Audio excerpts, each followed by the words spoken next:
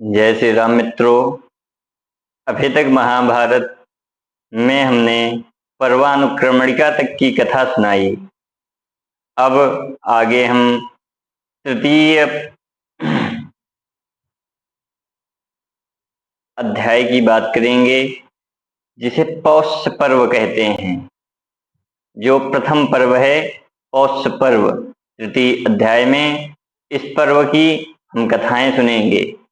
तो मेरे सभी प्यारे मित्रों, आप हमारा यह चैनल अवश्य सब्सक्राइब कर लीजिए और सभी वीडियो देखिए, जिससे आपको भली भांति सब समझ में आ जाए।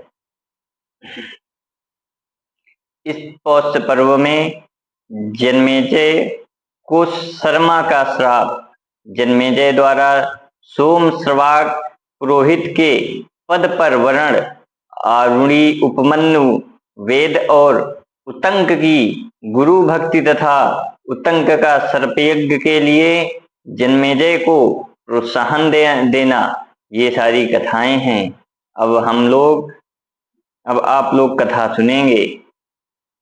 परीक्षित शौतिरुवाच जन्मेजयः परीक्षितः सह भ्रातृभिः कुरुक्षेत्रे दीर्घसत्रमुपास्ते तस्य भ्रातस्त्रयः श्रुतसेन उग्रसेनो भीमसेन इति तेषु तत्समुत्रपानी से सन्वागच्छ सारमेयः।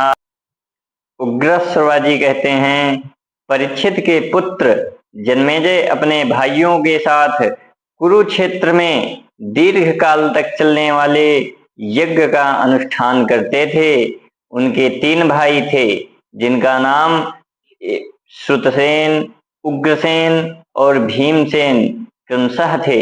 वे तीनों उस यज्ञ में बैठे थे। इतने में ही देवताओं की कुतिया शर्मा का पुत्र सारमेय वहां आया। सा जन्मेजयस्य भ्रातर्भिरभिहतो रोरुह्यमाणो मातुः समीपमुपागच्छता। जन्मेजय के भाइयों ने उस कुत्ते को मारा। तब वह रोता हुआ अपनी माँ के पास गया। तम माता रोरुह्यमाणमुवाच किं रोदिषि केनास्याभिहत इति। बार बार रोते हुए अपने उस पुत्र से माता ने पूछा, बेटा क्यों रोता है, किसने तुझे मारा है? सा एव मुक्तो मातरम प्रत्युवाच जन्मेजयस्य भ्रातर्भिरभिहतो अस्मिति। माता के इस प्रकार पूछने पर उसने उत्तर दिया, माँ मुझे जन्मेजय के भाइयों ने मारा है। तम माता प्रत्युवाच व्यक्तम त्वया तत्रापराधम येनास्यभिहत इति। तम माता उससे बोली, बेटा अवश्य ही तूने उनका कोई प्रकट रूप में अपराध किया होगा, जिसके कारण उन्होंने तुझे मारा है। सताम पुनरुवाच नापराध्यामि किंचिना वेच्छे हवेशिम नावलीह इति। तब उसने माता से पुनः इस प्रकार कहा, माँ मैंने कोई अपराध नहीं किया है, ना तो उनके भविष्य की ओर देखा और ना उसे चाटा ही है। तच्छ्रुत्वा तस्य माता शर्मा पुत्र दुखार्ता तत सत्रमुपागच्छत् यत्र सा जन्मेजयः सह भ्रातर्भिर्दीर्घ सत्रमुपास्ते।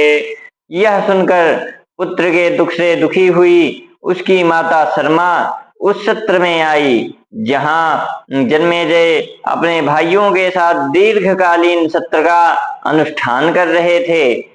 सा तया क्रुद्धया तत्रोक्तोऽयं मे पुत्रो न किंचिदपराध्यति नावेक्षते हवीसिं नावलेड़ी किमर्थमभिहत इति। वहां क्रोध में भरी हुई शर्मा ने जन्मेजय से कहा, मेरे इस पुत्र ने तुम्हारा कोई अपराध नहीं किया था, ना तो इसने भविष्य की ओर देखा और ना उसे चाटा ही था, तब तुमने इसे क्यों मारा? तन्ना किंचिदुक्तवन्तस्ते सातानुवाच यस्माद् यमाभिहितो अनपकारी तस्माद् दृष्टं त्वां भयमागमिष्यतीति। किंतु जन्मेजय और उनके भाइयों ने इसका कुछ भी उत्तर नहीं दिया। तब शर्मा ने उनसे कहा, मेरा पुत्र ने निरपराध था, तो भी तुमने इसे मारा है, अतः तुम्हारे ऊपर अकस्मात ऐसा भय उपस्थित होगा जिसकी पहले से कोई संभावना न रही हो। जन्मेजय एवं मुक्त्वा देवशून्या शर्मया भ्रंशं संभ्रांतो विष्णुश्चासीत्। देवताओं की कुतिया शर्मा के इस प्रकार शाप देने पर जन्मेजय को बड़ी घबराहट हुई और वे बहुत दुखी हो गए। सा तस्मिन् सत्रे समाप्ते हस्तिनापुरं प्रत्येत पुरोहितमनुरूपमन्निमच्छमानः परं यत्नमकारोदयो मे पापकृत्यां समयेदिति। उस सत्र के समाप्त होने पर वे हस्तिनापुर में आए और अपने योग्य पुरोहितों की खोज करते हुए इसके लिए बड़ा यत्न करने लगे। पुरोहित के ढूंढने का उद्देश्य यह था कि वह मेरी इस शाप रूप पाप कृत्य को, जो बल, आयु और प्राण का नाश करने वाली है, शांत कर दें। सा कदाचिन्मृगयां गतः पारीक्षितो जन्मेजयः कस्मिंश्चित् स्वाविषये आश्रममपश्यत